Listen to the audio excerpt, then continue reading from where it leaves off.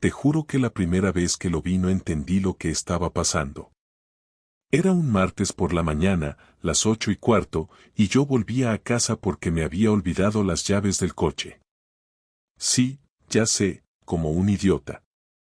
Clara se había ido antes que yo, según creía. Los niños estaban en el colegio desde las 7:30, así que la casa tenía que estar vacía. Pero no. Abro la puerta con el llavero de repuesto que escondemos en el trastero y escucho un ruido que viene de la cocina.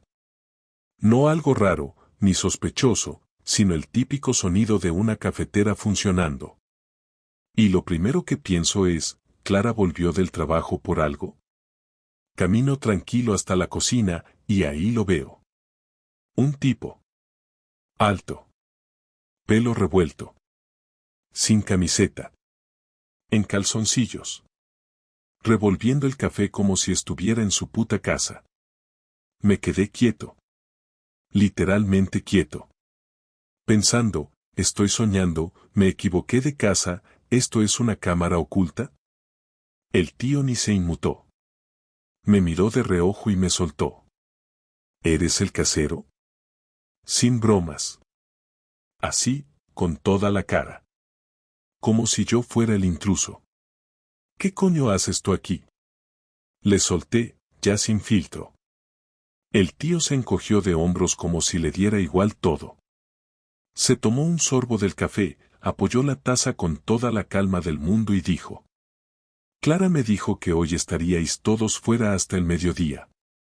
En ese momento sentí cómo se me apretaba el pecho. Como si el aire se hubiera hecho más denso. Le miré bien. No tenía ni idea de quién era. Ni lo había visto en redes sociales, ni en ninguna comida de amigos. Un desconocido total. Le repetí, más lento. ¿Quién? ¿Eres? ¿Tú? Y su respuesta fue la que me confirmó todo. Pensé que ya lo sabías, soy Luis. El de los lunes y los miércoles. Te juro que no entendí. ¿El de los lunes y los miércoles? ¿Qué coño es eso? Me miraba como si hablase con alguien que está de sobra, como si yo fuera el invitado en su rutina. No me moví. No hice nada. Solo salí de la cocina y subí al dormitorio. La cama estaba hecha. Ropa doblada. Todo normal. Pero el cajón de su mesita estaba abierto. Una caja de preservativos encima del libro que estaba leyendo hace 2 días. Casi me reí. El arte de amar, de Erich Fromm. Vaya ironía de mierda. Volví a bajar y el tipo ya se estaba vistiendo en el pasillo, como si supiera que su turno había acabado. Dile a Clara que no me escriba más, le dije. No sé por qué. Me salió así. Como si todavía pudiera hacerme el digno. Él no dijo nada. Solo me miró, como con pena. Como si yo fuera el último en enterarme de algo que ya sabían todos menos yo. Abrió la puerta, se fue, y me dejó allí, en mi casa, sintiéndome como un invitado en mi propia vida. Tardé 10 minutos en sentarme. Otros 5 en encenderme un cigarro, aunque hacía meses que no fumaba. La cafetera aún soltaba vapor. Y yo, con la boca seca y el estómago revuelto, lo único que pensaba era, ¿desde cuándo, y cuántos lunes y miércoles ha tenido esta mujer? Durante exactamente 2 horas estuve sentado en la cocina sin hacer nada. No lloré, no grité, no rompí nada. Solo estaba ahí, con la cafetera aún caliente y la imagen del tipo en calzoncillos dándome vueltas en la cabeza. Cada vez que pensaba en cómo me había hablado, con esa tranquilidad, con ese tono de esto es lo normal, sentía que algo dentro de mí se tensaba más y más. Lo peor no era que hubiera alguien más. Lo peor era lo fácil que le había salido. Lo acostumbrado que estaba. Lo despreocupado. El de los lunes y miércoles. Como si tuviéramos horario de visita para los amantes. Como si mi casa fuera una habitación compartida y yo no me hubiese dado cuenta de que alquilábamos por tramos horarios. Me levanté sin saber muy bien por qué y empecé a ordenar lo poco que había usado ese imbécil. Tiré la taza a la basura, pasé un trapo por la encimera, cerré el grifo que había quedado goteando. Me sentí ridículo haciéndolo, pero no podía estar sin moverme. Necesitaba hacer algo físico, algo concreto, algo que pudiera controlar. Subí a la habitación y abrí su armario. Busqué algo, no sé qué, pero no encontré ninguna pista nueva. Todo parecía en su sitio. Todo demasiado normal. En ese momento me di cuenta de lo bien que había jugado sus cartas. No había dejado huellas, no había errores, no había rastros. Ese tipo se movía por la casa como quien ya conocía el terreno. Me pregunté cuántas veces había estado allí sin que yo lo supiera. ¿Cuántas veces habrían desayunado juntos? ¿Cuántas veces habría estado él en mi cama, donde dormimos, donde criamos a nuestros hijos, donde planeamos las vacaciones, donde discutimos por tonterías? Todo eso lo había hecho también él, en el mismo lugar, pero sin haber tenido que ganarse nada de lo que yo construí. Me senté en el borde de la cama. Saqué mi móvil. No para revisar nada, sino para mirar la hora. Ya eran casi las 11. Clara salía a las 3, si no recordaba mal. No podía seguir allí sin hablarlo. No iba a fingir. Tampoco iba a montar un numerito. Pero tenía que saberlo. Necesitaba escuchar lo que ella tenía que decirme.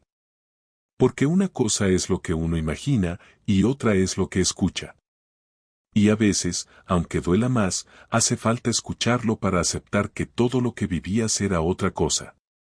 Cuando Clara llegó, yo estaba en el salón, con la televisión encendida pero sin verla. Ella entró como siempre, con la mochila colgada del hombro y las llaves en la mano. Me saludó con un hola que no tenía ni un gramo de duda ni culpa.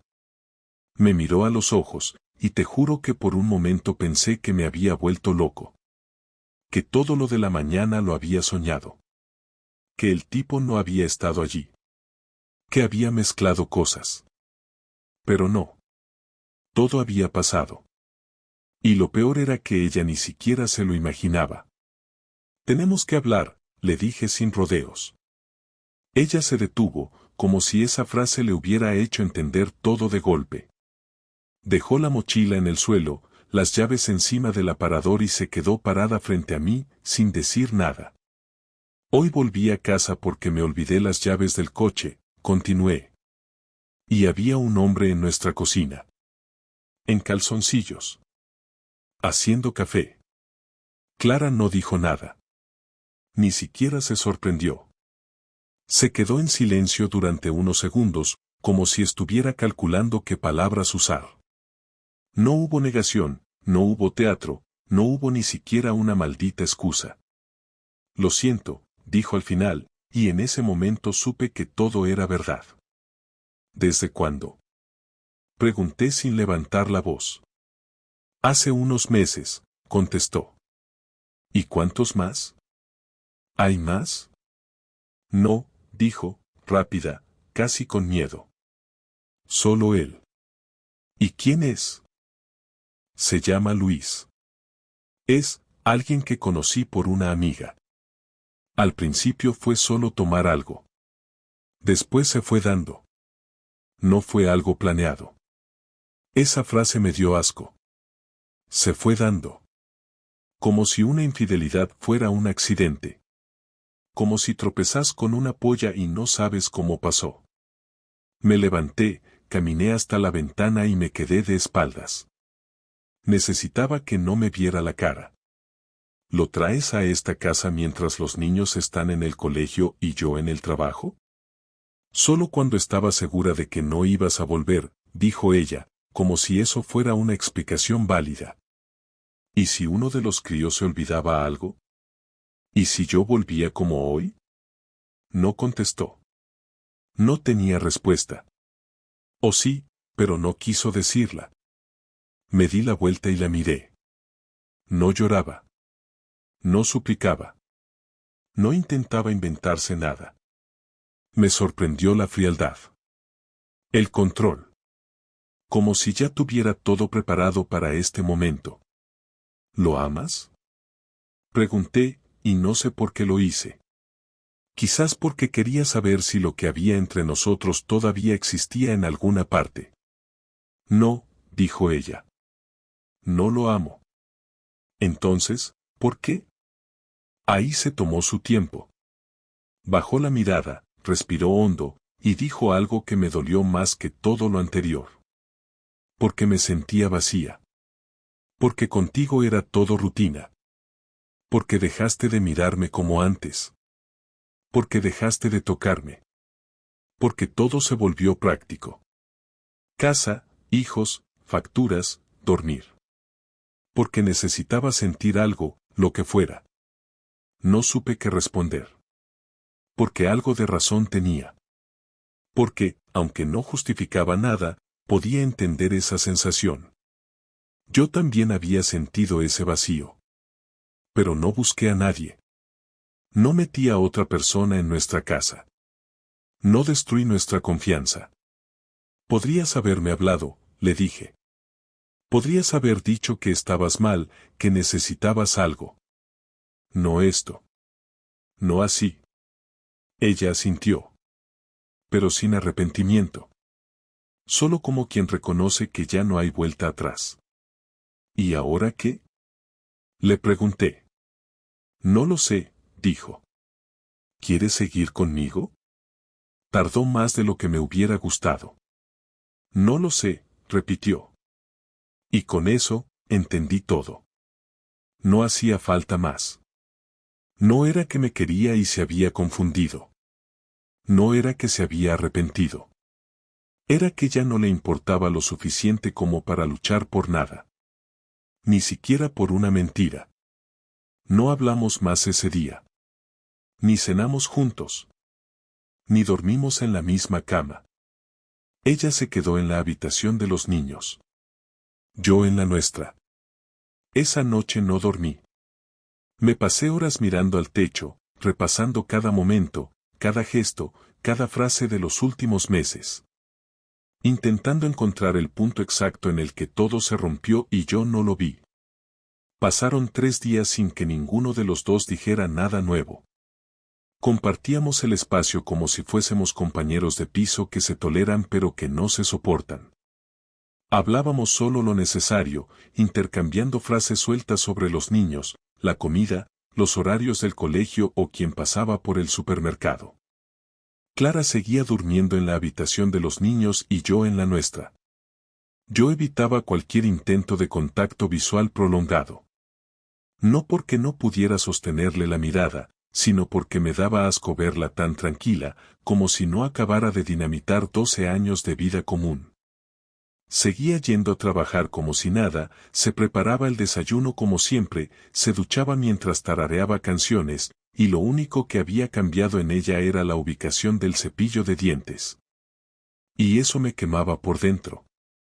El jueves, después de dejar a los niños en el colegio, me tomé un café en el bar de la esquina y empecé a pensar en frío. No sobre lo que sentía, sino sobre lo que iba a hacer. Porque ya no tenía sentido esperar a que ella decidiera nada. Ya había tomado sus decisiones en mi cara. Había hecho su vida mientras dormía en la misma casa que yo, mientras fingía que todo estaba bien, mientras me daba las buenas noches y me preguntaba si quería tortilla o filete empanado para cenar. Clara ya había hecho su jugada. Y ahora era mi turno. No me interesaba hablar con ella de sentimientos ni escuchar otro discurso sobre cómo se sentía invisible o aburrida o desconectada. Yo también lo estaba. Todos los matrimonios largos pasan por fases de mierda, pero no todos meten a un tipo semidesnudo en la cocina. Decidí que lo primero que haría sería protegerme. Saqué cita con un abogado recomendado por un cliente con el que trabajé hace 2 años. Se llamaba Raúl, un tipo directo, que no decoraba nada y que iba al grano. Le conté todo sin dramatismo. Lo del tipo, lo de la casa, lo de los niños.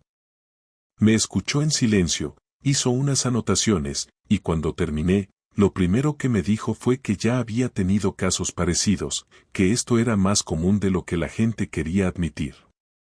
¿Quieres divorciarte?, me preguntó. No lo sé. Pero quiero tener las opciones claras. Y no quiero que ella me quite nada. Ni la casa ni los críos. Entonces lo primero que hay que hacer es documentar todo. ¿Tienes algún tipo de prueba, algo concreto? ¿Te sirve que lo pillé desayunando en calzoncillos? ¿Tenías cámara? ¿Foto? ¿Grabación? No. Entonces sirve de poco. Necesitamos más. Acordamos que reuniría pruebas. No para chantajearla, ni para hacerme el víctima. Solo para que, si esto se iba a poner feo, yo tuviera algo para defenderme. Me explicó cómo hacerlo, que podía grabar y que no, cómo actuar sin caer en ilegalidades. Me sentí asqueado, no por lo que me pedía, sino porque estaba metido en una situación en la que tenía que convertirme en detective dentro de mi propia casa. La semana siguiente fue una mezcla rara de rutina, tensión y preparación. Compré una grabadora pequeña que escondí en la estantería del salón. Empecé a revisar su correo cuando dejaba el portátil abierto, cosa que hacía a menudo. No encontré nombres claros, pero sí conversaciones con amigas que sabían todo desde hacía meses. Frases como ya queda menos para que se decida o cuida lo que haces, que los niños no tienen la culpa. Ahí entendí que no solo Clara me traicionaba, sino que su entorno la cubría. Personas que conocía, con las que habíamos ido a cenas y cumpleaños, sabían perfectamente que ella tenía una doble vida, y ninguna me había dicho nada. Empecé a ver su actitud con otros ojos. Cómo evitaba el contacto físico. Cómo se encerraba en el baño con el móvil. Cómo inventaba reuniones o clases de refuerzo que no existían. Y lo más jodido fue darme cuenta de que muchas veces me había mirado a la cara después de estar con él. Que habíamos cenado en la misma mesa mientras ella seguía con el gusto de otro hombre en la boca. Y ahí fue cuando algo se rompió del todo. La rabia no me llegó de golpe, fue como un goteo constante. Cada palabra que decía, cada gesto amable, cada risa forzada con los niños me parecía parte del mismo teatro. Así que empecé a hacer mi parte. Guardé capturas de los mensajes, grabé audios donde hablaba por teléfono con él desde el coche creyendo que nadie la escuchaba, anoté horarios. Todo eso lo llevé a Raúl, y él lo revisó con la frialdad de alguien que ha visto este circo muchas veces.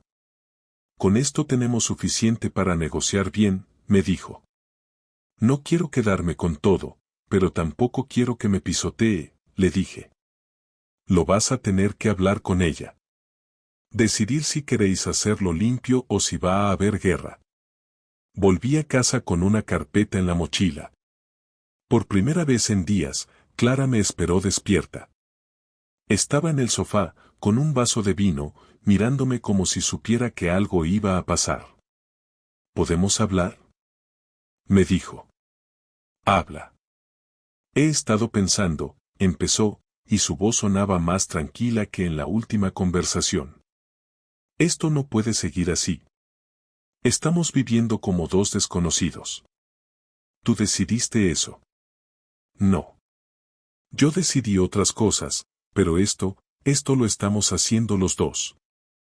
¿Quieres divorciarte?, se quedó callada. Sabía que esa palabra ya no era una amenaza, ni un tabú, ni un recurso para asustar. Era una opción real. Una puerta abierta. Quiero hacer las cosas bien. No quiero que esto acabe como una guerra. Hay que pensar en los niños. Entonces hablemos de los niños. Hablemos de cómo explicas que mientras ellos estaban en clase tú tenías a tu amante desayunando en su cocina. No seas cruel. ¿Cruel? Yo. Se calló. No sabía qué más decir. No tenía defensa. Lo vamos a hacer bien, le dije. Pero no a tu manera. No como tú quieras. Lo vamos a hacer como toca. Con un abogado, con acuerdos por escrito, con condiciones claras. Y si quieres ponerte difícil, tengo pruebas suficientes para hacer que salgas de esta casa con una maleta y sin custodia. Me miró por primera vez con miedo. No del físico, no del violento. Miedo del tipo que sabe que ya no puede manipular al otro. Miedo del que se da cuenta de que ya no controla la narrativa. ¿Has hablado con un abogado? Sí. Y tengo todo lo que necesito. No dijo nada. Se levantó, dejó el vaso en la mesa, y se fue a la habitación de los niños. La escuché cerrar la puerta. Y por primera vez desde que todo estalló, me sentí tranquilo. No feliz. No aliviado. Solo tranquilo. No dormí mucho esa noche, pero tampoco me importó. A la mañana siguiente me levanté con una claridad rara, como si el cuerpo ya hubiera aceptado algo que la cabeza llevaba días masticando sin terminar de tragar. Preparé el desayuno de los niños, los llevé al colegio y volví a casa con una lista mental muy concreta de cosas que tenía que hacer. No era una lista emocional ni impulsiva. Era práctica. Clara se había pasado semanas organizando su doble vida con cuidado, así que lo mínimo que podía hacer yo era organizar mi respuesta con el mismo nivel de detalle. No tenía intención de gritar ni de montar escenas delante de nadie. Tampoco de suplicar. Lo que sí tenía claro es que no iba a dejar que saliera de esto sin consecuencias reales, de esas que no se arreglan con una disculpa ni con un discurso sobre sentirse incomprendida. Lo primero que hice fue bloquear el acceso de Clara a todas las cuentas comunes que estaban únicamente a mi nombre. No por venganza infantil, sino porque así me lo había recomendado el abogado. Cambié contraseñas, revisé movimientos, descargué extractos. No faltaba dinero, pero había gastos que no cuadraban con su sueldo ni con lo que me decía que hacía. Hoteles, restaurantes, gasolina en horarios raros. Todo lo guardé. Después llamé al administrador del colegio de los niños para informar de que cualquier decisión importante debía consultarse conmigo directamente. No era un ataque, era una protección. Luego pedí cita con la orientadora escolar para preparar el terreno. No quería que a mis hijos les cayera una bomba emocional sin preparación mientras alguien más intentaba maquillar la historia. Esa misma tarde hablé con los padres de Clara. No para humillarla, sino para dejar constancia. Les conté lo justo, sin detalles morbosos, pero sin suavizar nada. La reacción fue tensa, incómoda, cargada de silencios. Su madre intentó justificarla con frases vagas sobre crisis personales y momentos difíciles. Su padre no dijo casi nada, pero su mirada lo decía todo. No me pidieron que reconsiderara nada. Tampoco defendieron abiertamente lo que había hecho su hija. Fue una conversación fría, adulta, desagradable. Justo como tenía que ser. Cuando colgué, sentí algo parecido a alivio, no porque disfrutara exponiéndola, sino porque ya no estaba cargando yo solo con la verdad. Clara se enteró de todo esa noche. Llegó a casa con una expresión que mezclaba rabia y desconcierto. Me preguntó directamente qué estaba haciendo. No elevó la voz, pero estaba claro que se sentía atacada. Yo le respondí con calma, explicándole que estaba organizando una separación responsable, que no iba a improvisar ni a dejar nada al azar. Le dije que había hablado con sus padres y con un abogado, y que todo lo que hiciera a partir de ese momento tendría consecuencias legales y prácticas. No le gustó. Me acusó de querer humillarla, de exagerar, de castigarla por algo que, según ella, había sido una forma de escapar de una vida que la estaba ahogando. No entré en ese debate. No tenía sentido. Le dejé claro que no estaba buscando venganza emocional, sino equilibrio, y que ese equilibrio implicaba que ella perdiera cosas que había dado por sentadas. Los días siguientes fueron tensos. Clara intentó negociar por su cuenta, proponiendo acuerdos verbales, pidiéndome que no involucrara a más gente, que pensara en su imagen en el instituto, que no la dejara como la mala delante de los niños. Yo le respondí siempre lo mismo, con la misma frase, sin adornos. Las decisiones ya estaban tomadas y se harían por escrito. No hubo gritos, pero sí reproches. No hubo lágrimas, pero sí silencios largos y miradas cargadas de cosas que ya no tenían espacio. Empezó a entender que yo no estaba reaccionando como ella esperaba, que no estaba desmoronado ni buscando reconciliación. Eso la descolocó más que cualquier insulto. La parte más dura, y también la más efectiva, fue cuando informé al centro educativo donde trabajaba Clara de que estábamos en proceso de separación y de que cualquier intento de utilizar horarios flexibles o permisos especiales debía comunicarse formalmente. No mencioné la infidelidad. No hizo falta. Bastó con activar los protocolos normales. Eso le quitó margen de maniobra, le complicó las excusas, le obligó a ajustar su vida a una realidad menos cómoda. No era ilegal, no era injusto. Era simplemente dejar de cubrirle las espaldas. Cuando se lo dije, me llamó rencoroso. Le respondí que durante meses había sido ella la que había tomado decisiones pensando solo en sí misma, y que ahora me tocaba a mí pensar en los niños y en mi estabilidad. El golpe final llegó cuando le pedí que abandonara la casa durante unas semanas mientras avanzábamos con los trámites. No fue una orden, fue una propuesta respaldada por el abogado. Ella se negó al principio, diciendo que esa también era su casa. Yo le recordé que los niños estaban allí, que yo trabajaba desde casa y que su presencia constante solo estaba generando tensión. Al final aceptó irse a casa de una amiga.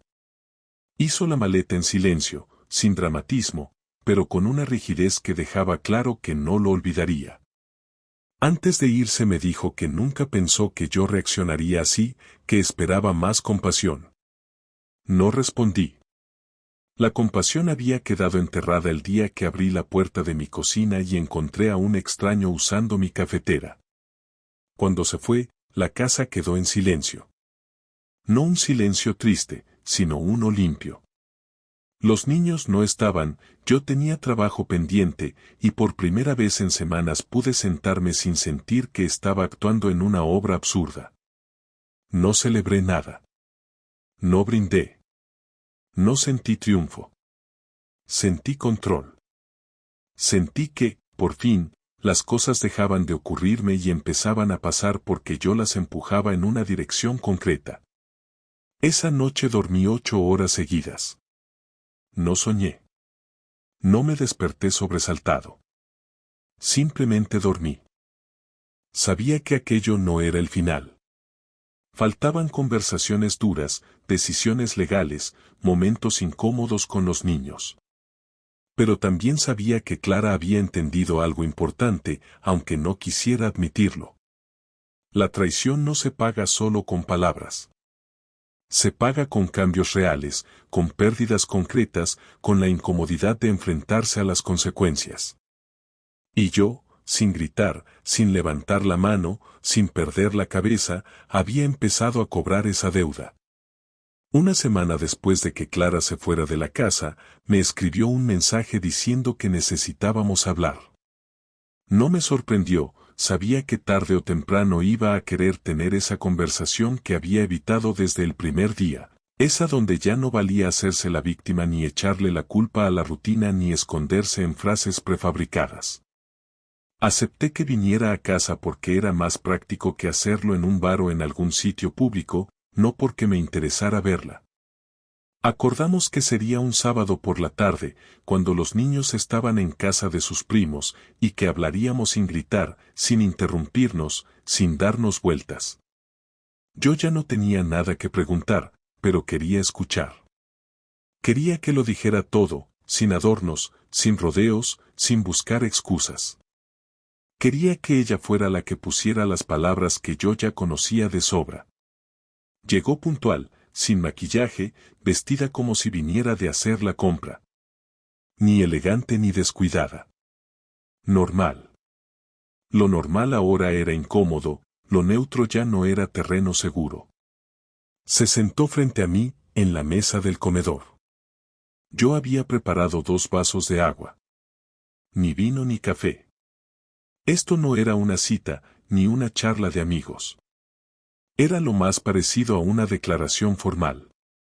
He estado pensando mucho, empezó ella, y no me molesté en responder, solo la miré para que entendiera que podía seguir. No voy a justificar nada. Ya sabes lo que hice y cómo lo hice.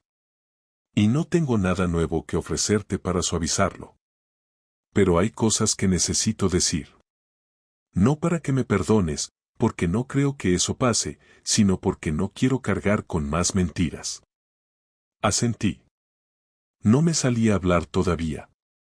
Estaba concentrado en escucharla, sin anticiparme, sin completar las frases por ella.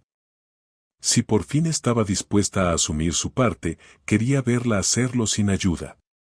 Durante mucho tiempo sentí que lo nuestro ya no tenía sentido, siguió. No lo digo por odio ni por resentimiento. Simplemente dejé de verte como te veía antes. No me sentía feliz, no me sentía escuchada, no me sentía deseada.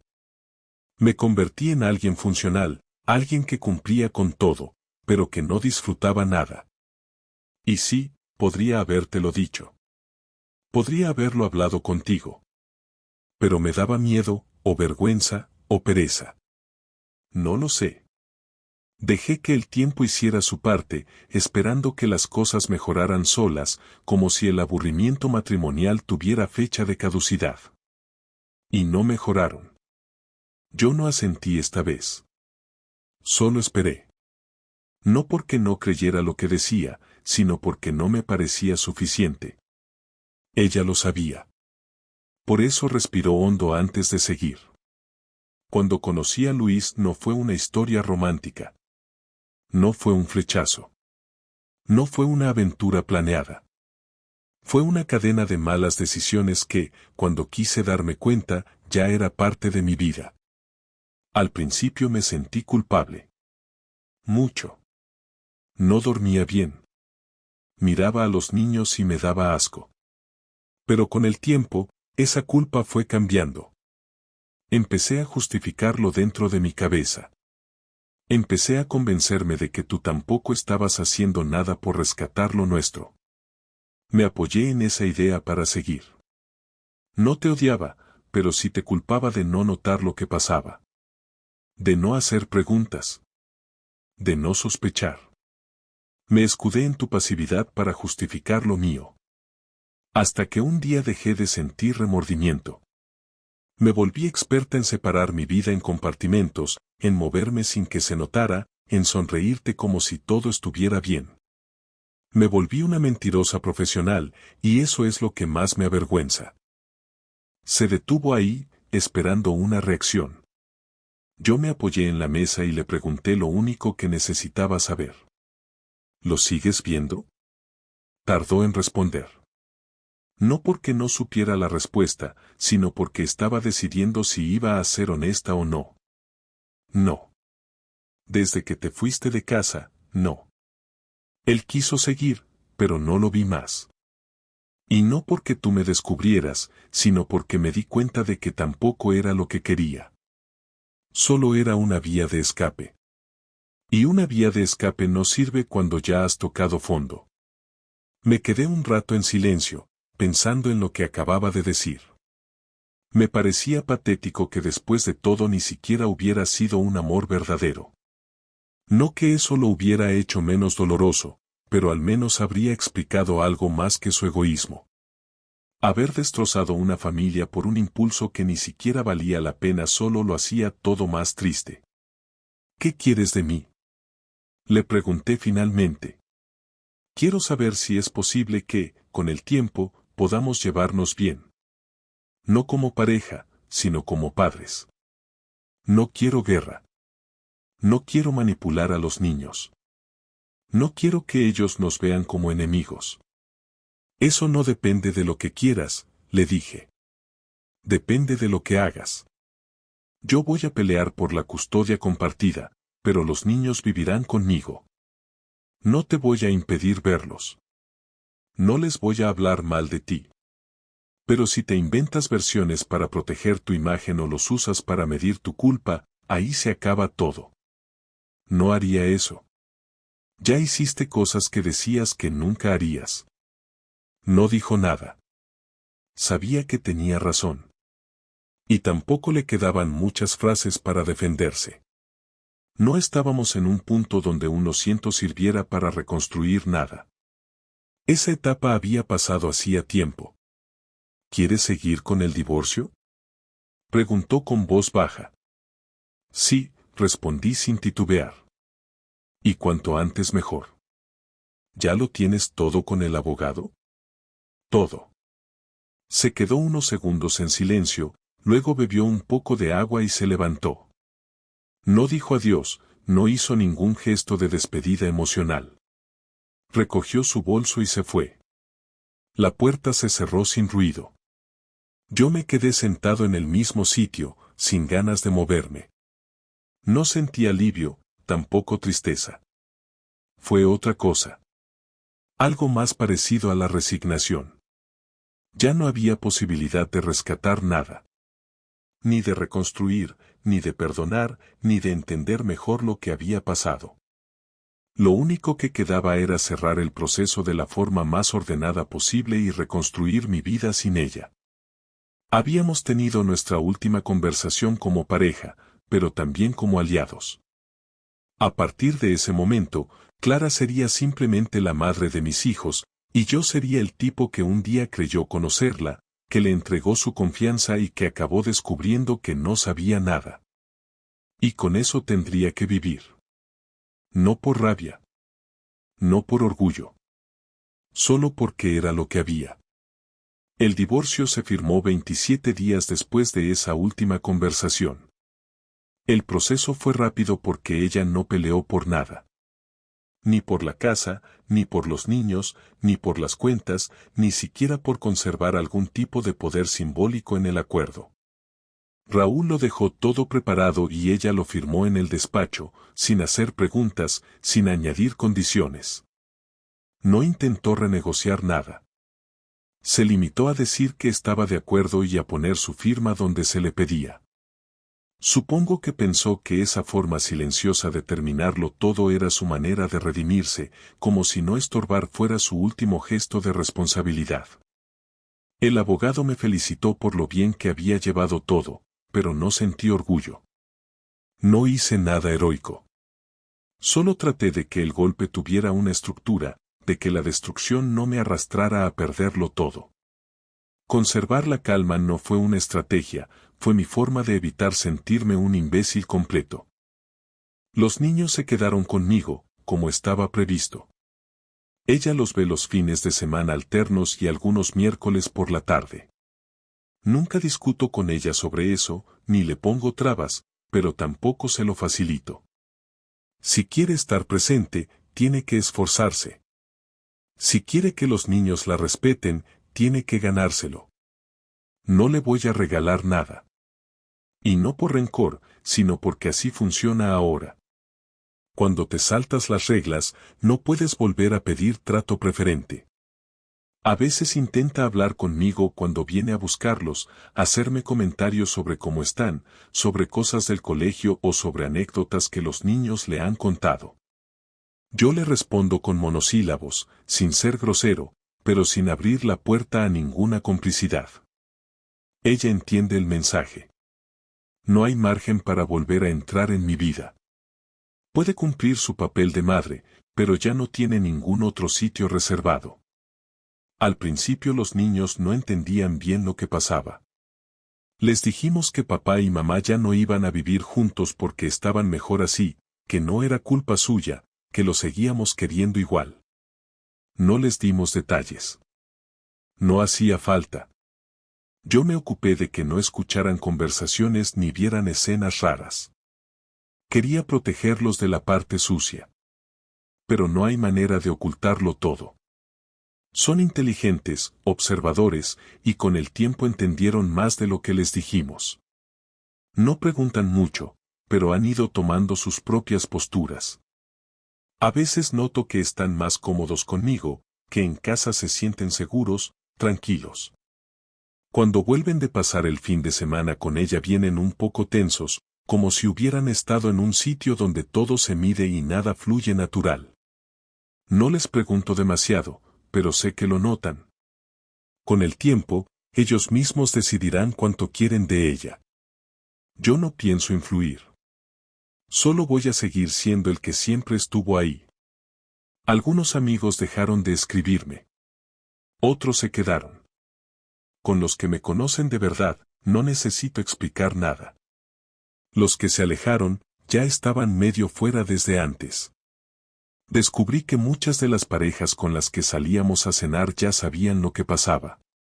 Algunos habían visto cosas, otros habían oído rumores. Pero nadie me dijo nada. Entiendo que no quisieran meterse. Yo también he evitado meterme en problemas ajenos. Pero una cosa es no entrometerse y otra es fingir normalidad mientras te miran a la cara y saben que te están tomando por idiota. Esas personas ya no están en mi vida. No necesito esa clase de silencios a mi alrededor. A nivel práctico, todo cambió menos mi trabajo. Sigo trabajando desde casa, como antes, pero ahora el ambiente es distinto. La casa ya no es un espacio compartido con alguien que me oculta cosas.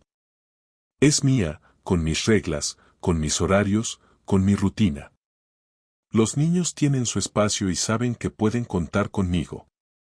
Les cocino, los llevo y los recojo, reviso deberes, voy a reuniones de padres, hago lo que toca. No busco ningún premio. No necesito que nadie me diga que soy un buen padre. Solo hago lo que creo que debo hacer. Y eso me basta. Algunas noches, cuando todo está en silencio, me quedo en el salón sin hacer nada, simplemente pensando. No en Clara. En mí. En todo lo que dejé pasar por costumbre, por comodidad, por pensar que las cosas malas les pasan a otros. Hubo momentos en los que me pregunté si hice algo para provocar todo esto. Si mi manera de ser, de vivir, de estar presente fue parte del problema. Y llegué a la conclusión de que, aunque no era perfecto, no merecía lo que pasó. Pude haber sido más atento, más comunicativo, más espontáneo. Seguro. Pero ninguno de esos errores justifica lo que ella hizo. No lo digo por victimismo. Lo digo porque hay una línea clara entre estar frustrado y traicionar, y esa línea la cruzó ella, sola. Yo no soy el marido perfecto, pero fui leal. Fui constante. Fui alguien que se levantaba cada día con la intención de construir una familia estable. Y eso, por más que lo disfraces, tiene valor. No tengo pareja, ni la estoy buscando. Algunas personas me han sugerido que salga, que me distraiga, que vuelva al ruedo. No me interesa. No porque me haya vuelto desconfiado ni porque no crea en nadie. Es simplemente que no tengo prisa. No necesito llenar ningún hueco. Si algún día llega alguien, que llegue con calma, sin promesas vacías, sin necesidad de rescatarme. Ahora estoy bien. Y eso, después de todo lo que viví, es suficiente. A veces pienso en lo rápido que se vino abajo todo. Un mes bastó para pasar de una vida aparentemente estable a un derrumbe total. En 30 días se cayeron años de costumbre, de afecto, de recuerdos. Me costó entender que las cosas pueden cambiar tan rápido, pero ahora lo veo claro. La estabilidad no existe si no se cuida. La confianza no se mantiene sola. El amor no resiste por inercia. Todo hay que trabajarlo. Y si uno de los dos deja de hacerlo, el otro termina sosteniendo un edificio que no le corresponde. Esta historia no tiene un final espectacular. No me hice rico, no descubrí una nueva pasión, no escribí un libro, no me mudé a otro país. Solo seguí adelante. Con lo que tenía. Con lo que quedó. Aprendí que a veces lo más valiente no es empezar de nuevo, sino resistir sin romperte. Y eso hice. No para demostrarle nada a nadie. Solo porque no me quedaba otra. Porque era eso o rendirme. Y no me quise rendir. No después de todo. No con mis hijos mirándome cada día. No cuando entendí que no necesitaba a nadie para recuperar mi lugar.